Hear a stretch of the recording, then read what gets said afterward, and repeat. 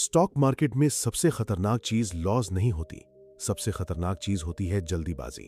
क्योंकि ज्यादातर लोग पैसा तब नहीं खोते जब मार्केट गिरता है, वो पैसा तब खोते हैं जब बिना सेटअप के एंट्री लेते हैं।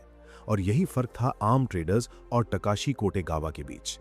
जब पूरी दुनिया हर छोटी कैंडल पर बाय सेल कर रही थी, तब टकाशी घंटों सिर्फ वेट करता था। वो मार्केट में हर दिन प्रॉफिट कमाने नहीं आता था, वो सिर्फ उस एक परफेक्ट सेटअप का इंतजार करता था जहां रिस्क कम हो और अपॉर्चुनिटी बड़ी। सोचो, एक इंसान जिसने छोटे कैपिटल से शुरुआत की, लेकिन सिर्फ पेशेंस और डिसिप्लिन की वजह से करोड़ों बना दिए। ना कोई फेक प्रेडिक्शन, ना हर घंटे ट्रेड, ना ओवर कॉन्फिडेंस, बस एक रूल: जब तक सेटअप क्लियर ना हो तब तक वेट करो। और सबसे शॉकिंग बात यह है कि टकाशी कोटेगावा की सबसे बड़ी ताकत उसकी स्ट्रैटेजी नहीं थी, उसकी वेटिंग पावर थी। वो जानता था कि मार्केट हमेशा मौका देगा, लेकिन अगर ट्रेडर के अंदर पेशेंस नहीं है तो वो हर गलत जगह एंट्री लेगा और फिर मार्केट को ब्लेम करेगा। आज 90% लोग इसलिए लॉस में हैं क्योंकि उन्हें ट्रेड करना पसंद है, लेकिन लेजेंड्स सिर्फ सही समय पर ट्रेड करते हैं। इस वीडियो में हम समझेंगे कि आखिर टकाशी कोटेगावा कैसे सेटअप आने तक खुद को रोकता था, कैसे वो फेक मूव्स और मार्केट नॉइज से बचता था, और क्यों कभी-कभी कुछ ना करना भी स्टॉक मार्केट की सबसे पावरफुल स्ट्रैटेजी बन जाती है। क्योंकि इस वीडियो के बाद शायद आप मार्केट को पहले की तरह नहीं देखोगे। स्टॉक मार्केट में एक चीज सबसे ज्यादा लोगों को बर्बाद करती है, और वो खराब स्ट्रैटेजी नहीं है, वो है इंतजार ना कर पाना। कई लोग मार्केट में आते ही खुद को ट्रेडर समझने लगते हैं। चार्ट खुलते ही उन्हें हर कैंडल में मौका दिखने लगता है। थोड़ा प्राइस ऊपर गया तो बाय, थोड़ा नीचे आया तो सेल। और फिर कुछ घंटों बाद वही लोग कहते हैं मार्केट मैनिपुलेटेड है। लेकिन सच यह है कि मार्केट ज्यादातर लोगों को इसलिए हराता है क्योंकि वो खुद पर कंट्रोल नहीं कर पाते। तकाशी कोटेगावा ने इस बात को बहुत जल्दी समझ लिया था। वो जानता था कि मार्केट हर समय पैसा कमाने की जगह नहीं देता। कुछ समय मार्केट सिर्फ आपको टेस्ट करता है। वो देखता है कि क्या आप बिना वजह एंट्री लेने से खुद को रोक सकते हो या नहीं। शुरुआत में तकाशी भी बाकी लोगों की तरह जल्दी प्रॉफिट कमाना चाहता था।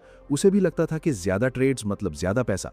लेकिन धीरे धीरे उसने नोटिस किया कि उसके ज्यादातर लॉस तब होते हैं जब वो बिना क्लियर सेटअप के एंट्री लेता है।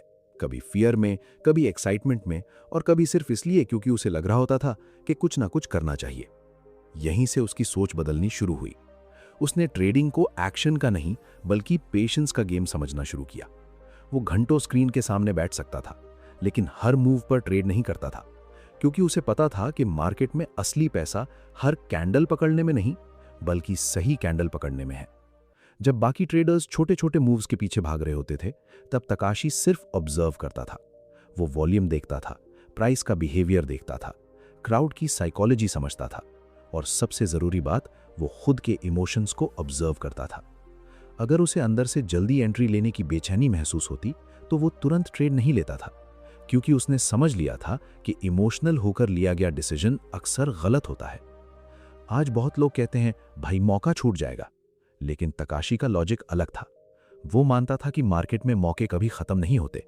अगर आज एक सेटअप चला गया तो कल दूसरा आएगा, लेकिन अगर कैपिटल चला गया तो फिर अगला मौका लेने की ताकत भी खत्म हो सकती है। यही वजह थी कि वो हर समय मार्केट में नहीं रहता था। वो सिर्फ तब एंट्री लेता था जब उसका पूरा सेटअप क्लियर होता था, जब रिस्क छोटा और प्रोबेबिलिटी स्ट्रांग होती थी। और यही चीज उसे बाकी ट्रेडर्स से अलग बनाती थी।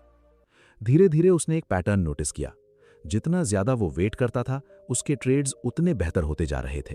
लॉस कम होने लगे, कॉन्फिडेंस स्टेबल होने लगा, और सबसे बड़ी बात, उसका माइंड शांत रहने लगा। क्योंकि सच ये है कि ट्रेडिंग सिर्फ चार्ट का गेम नहीं है, ये माइंड का गेम है। जिस इंसान को हर समय कुछ करने की आदत है, वो मार्केट में सबसे ज्यादा फंसता है। लेकिन जो इंसान सही समय तक खुद को रोक सकता है, वही लंबे समय में जीतता है। तकाशी कोटेगावा ने करोड़ों कमाने से पहले एक स्किल सीखी थी: कुछ ना करना। और यही स्किल आज ज्यादातर ट्रेडर्स के पास नहीं है। लेकिन सवाल यह है, आखिर तकाशी कैसे पहचानता था कि कौन सा सेटअप असली है और कौन सा सिर्फ मार्केट का ट्रैप? क्यों वो कुछ ट्रेड्स को तुरंत इग्नोर कर देता था, जबकि वही ट्रेड्स बाकी लोगों को बहुत अट्रैक्टिव लगते थे? यही चीज अगले हिस्से में उसकी सबसे खतरनाक ट्रेडिंग साइकोलॉजी को रिवील करने वाली है। टकाशी कोटेगावा मार्केट को सिर्फ ऊपर नीचे जाती लाइनों की तरह नहीं देखता था, वो मार्केट को इंसानों की भावनाओं की तरह देखता था।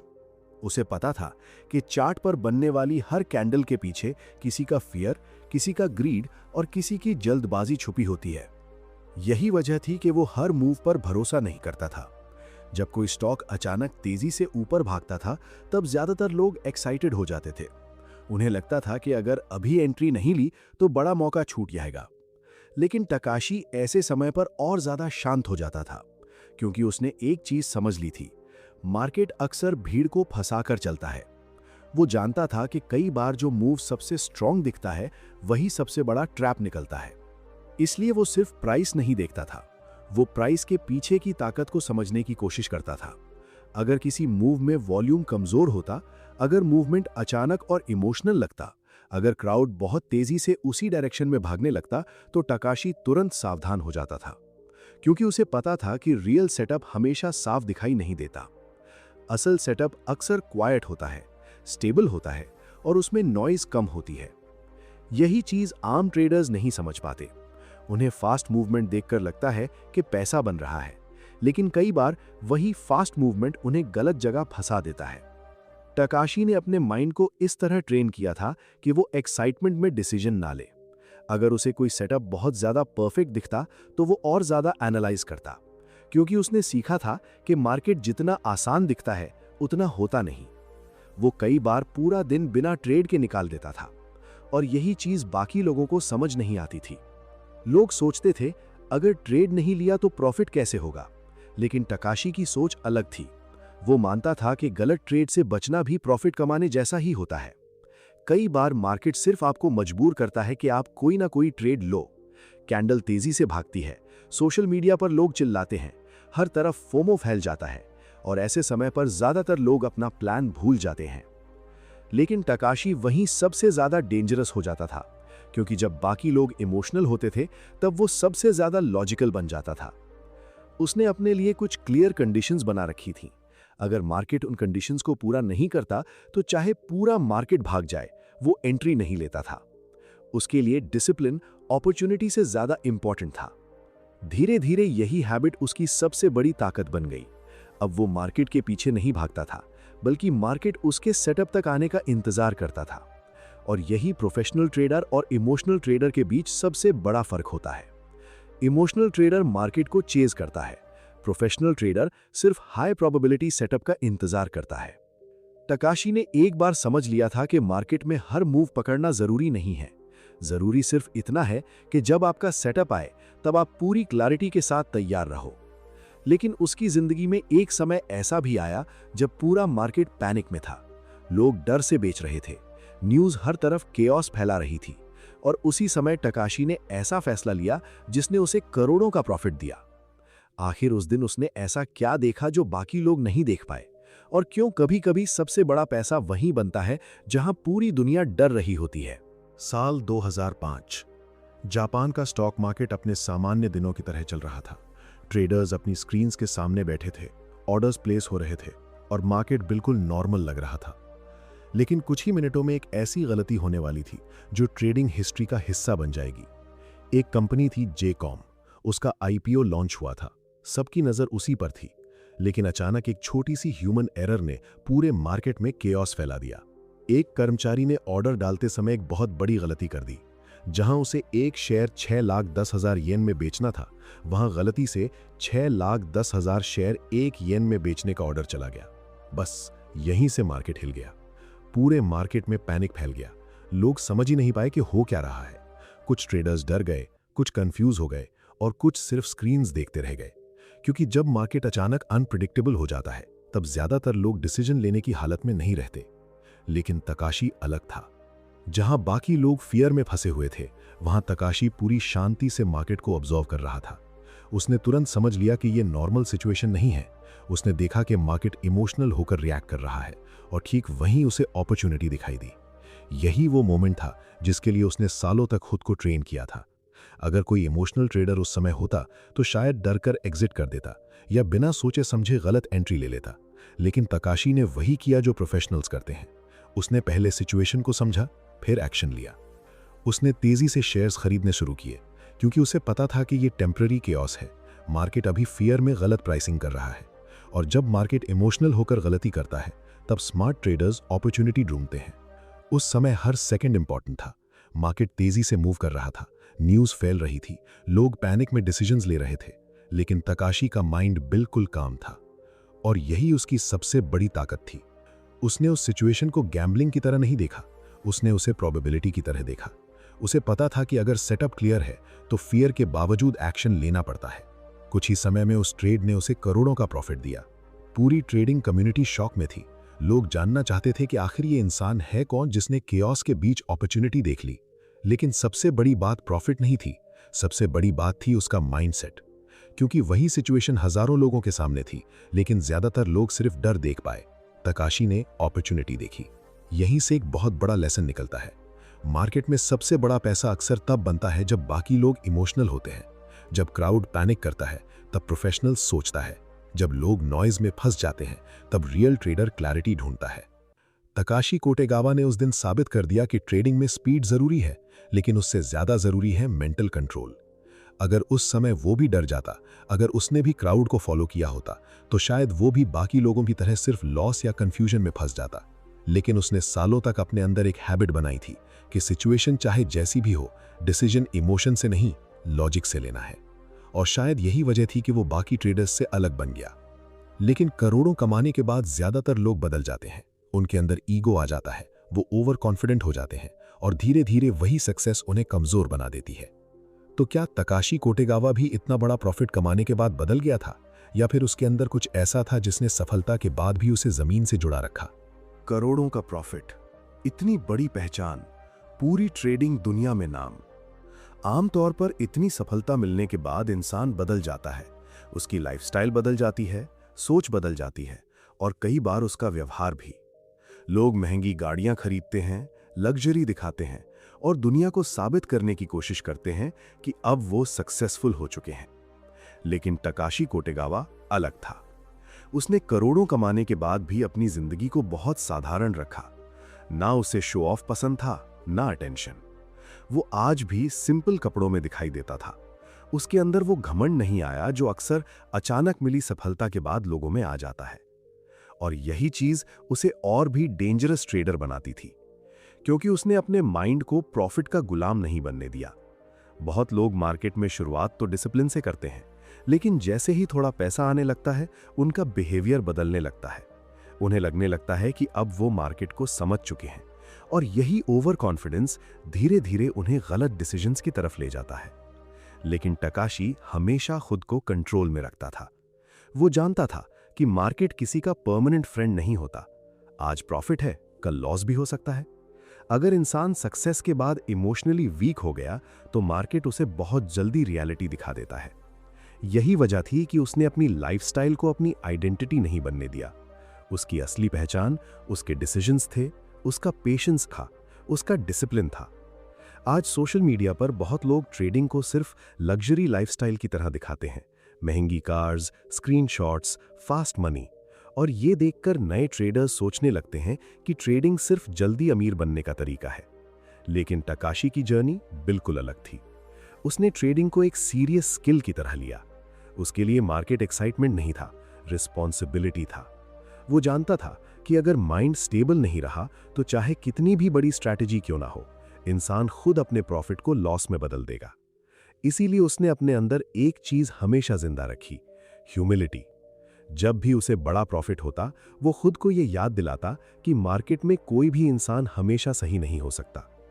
और शायद यही सोच उसे लगातार सीखते रहने में मदद करती थी। वो हर ट्रेड के बाद खुद को एनालाइज करता था। गलती छोटी हो या बड़ी, वो उसे इग्नोर नहीं करता था, क्योंकि उसे पता था कि मार्केट छोटी गलतियों को धीरे धीरे बड़ा बना देता है। यही कारण था कि वो सिर्फ पैसा कमाने वाला ट्रेडर नहीं बना, बल्कि लॉन्ग टर्म सर्वाइवर बना। और सच कहें तो मार्केट में सर्वाइवल ही सबसे बड़ी जीत है, क्योंकि बहुत लोग थोड़े समय के लिए बड़ा प्रॉफिट बना लेते हैं, लेकिन उसे संभाल नहीं पाते।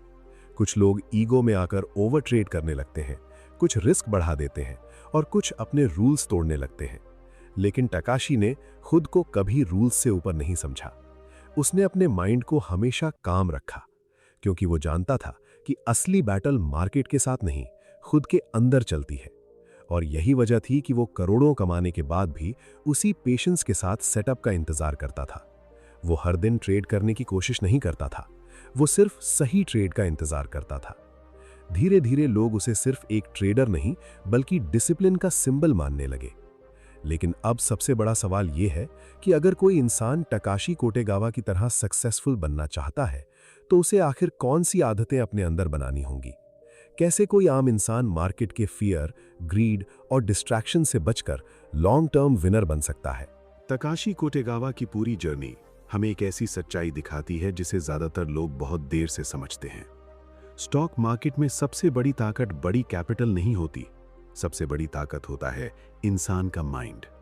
क्योंकि मार्केट हर दिन लोगों को अपॉर्चुनिटी नहीं देता, लेकिन हर दिन लोगों की साइकोलॉजी को जरूर टेस्ट करता है। कभी फियर से, कभी ग्रीड से, कभी जल्दी अमीर बनने की चाह से, और ज्यादातर लोग इसी टेस्ट में हार जाते हैं। लेकिन तकाशी अलग था। उसने मार्केट को हराने की कोशिश नहीं की, उसने पहले खुद को कंट्रोल करना सीखा। और शायद यही वजह थी कि वो वहां जीत गया जहां लाखों लोग हार जाते हैं। उसकी सबसे बड़ी सीख यही थी, हर समय कुछ करना जरूरी नहीं होता। आज की दुनिया में लोग पेशेंस खो चुके हैं। उन्हें तुरंत रिजल्ट चाहिए, तुरंत प्रॉफिट चाहिए, तुरंत सक्सेस चाहिए। लेकिन रियलिटी ये है कि जो चीज जल्दी मिलती है वो अक्सर जल्दी चली भी जाती है। तकाशी घंटों, कई बार दिनों तक सिर्फ वेट कर सकता था, क्योंकि उसे भरोसा था कि सही सेटअप जरूर आएगा। और जब वो सेटअप आता था तब वो बिना इमोशन के एक्शन लेता था। यही हैबिट उसे बाकी लोगों से अलग बनाती थी। अगर आप ध्यान से देखो तो उसकी कहानी सिर्फ ट्रेडिंग की नहीं है, ये जिंदगी की भी कहानी है।